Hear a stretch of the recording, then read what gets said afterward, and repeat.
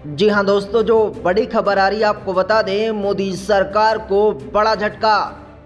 चुनावी बॉन्ड पर supreme court ने लगाई रोक, बताया असंवैधानिक। दोस्तों आपको बता दें, मोदी सरकार को सुप्रीम कोर्ट से बड़ा झटका लगा है। सुप्रीम कोर्ट ने मोदी सरकार के साल 2017 के फैसले को उलटते हुए इलेक्टोरल बॉन्ड स्कीम को असंवैधानिक माना। सुप्रीम कोर्ट ने चुनावी बॉन्ड स्कीम को अवैध करार देते हुए उस पर रोक लगा दी है। आपको बता दें, सीजेआई ने यहां ये कहा है कि सर्वसम्मत फैसला है। भारत सरकार साल 2017 में यह कानून लेकर के आई थी। सीजेआई चंद्रचूड़ ने कहा है कि दो मत हैं, लेकिन दोनों एक ही निष्कर्ष पर पहुंचते हैं।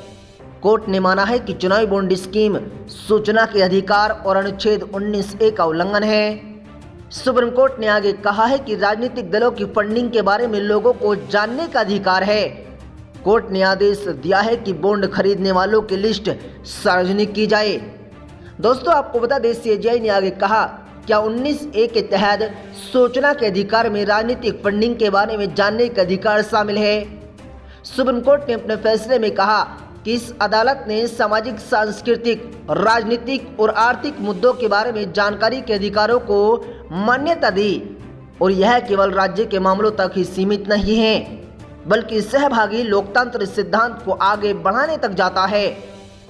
दोस्तों आपको बता दें, सीजेआई ने आगे कहा है कि क्या आरटीआई के तहत राजनीतिक पार्टियों की फंडिंग भी आएगी। ये सवाल हमारे समक्ष था। सुप्रीम कोर्ट ने कहा है कि नागरिकों को ये जानने का अधिकार है कि सरकार के पास पैसा कहां से आता है और कहां जाता है।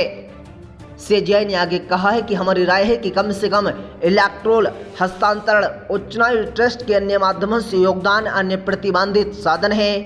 इस प्रकार काले धन पर अंकुश लगाना चुनावी बॉन्ड का आधार नहीं। आपको बता दें, फैसला सुनाते हुए सीजेआई ने आगे कहा है कि राजनीतिक दलों की फंडिंग की जानकारी उजागर न करना मकसद के विपरीत है। एसबीआई को 12 अप्रैल 2019 से लेकर अब तक की जानकारी सार्वजनिक करनी होगी।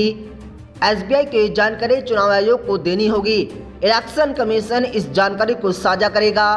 सीबीआई को 3 हफ्ते के भीतर ये जानकारी देनी होगी।